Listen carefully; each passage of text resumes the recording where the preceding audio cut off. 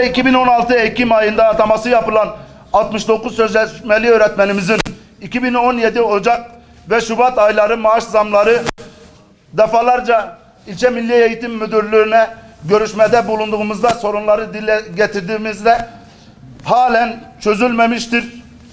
Çözülmesini talep ediyoruz.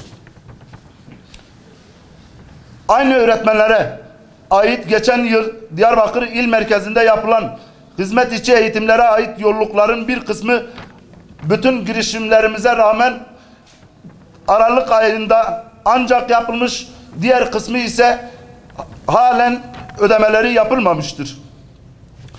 Öğretmenlerimiz ve sendika üyesi meslektaşlarımız mağdur edilmiştir. Bu gibi elzem sorunlarda adım atacak zamanı bulamayan İlçe Milli Eğitim Müdürlüğü söz konusu birilerine rant sağlayan ihaleler olunca saatler içinde ihale yapacak kadar hızlı çalışmaktadır. İlçemizde keyfi uygulamalar nedeniyle ek ders ücretleri geç yatırılmakta. 2018 Ocak ayında bu keyfiyet ve karşılığında mağduriyet zirve yapmıştır. Öğretmenlerimizin Ocak ayı ek dersleri ancak 12 Şubat'ta yatırılmıştır. İlçe Milli Eğitim Müdürlüğü tarafından yapılan işkur ve hizmet alımı personellerinin dağılımları adaletsizce yapılmıştır.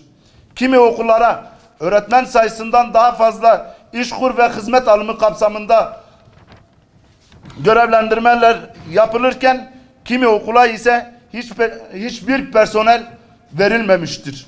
Bu okullarımızda kalorifer yakılmamakta, temizlik yapılmamakta ya da tüm bu işler asıl görevleri öğrencileriyle ilgilenmek olan cefakar, emektar, idareci ve öğretmen arkadaşlarımız tarafından yapılmaktadır. Okullarımızda bu sıkıntılar yaşanırken okullarımızda görevlendirilmesi gereken hizmet alım personelleri İlçe Milli Eğitim Müdürlüğü bünyesinde ya çaycı ya da kahveci adı altında işler yürütülmektedir. Yemek ve kumanya ihaleleri haftalık olarak yapılmakta. İhaleyi alan firmaya göre farklı muamele ve uygulamalar yapılmakta. Bu konuda resmi prosedürü uygulayan okul müdürlerimize cuma saatlerinde baskın yapılmak suretiyle mobbing uygulanmaktadır. Değerli basın, saygıdeğer katılımcılar, ilçe esnafında yapılan malzeme alımının ödemeleri yapılmamakta, esnafımız mağdur edilmektedir.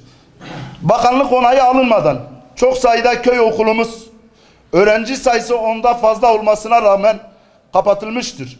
Bu okullarda öğrenim gören öğrenciler taşıma kapsamına alınmış, öğretmenler ise norm fazlası duruma düşürülmek suretiyle öğretmenlerimiz mağdur duruma düşürülmüş.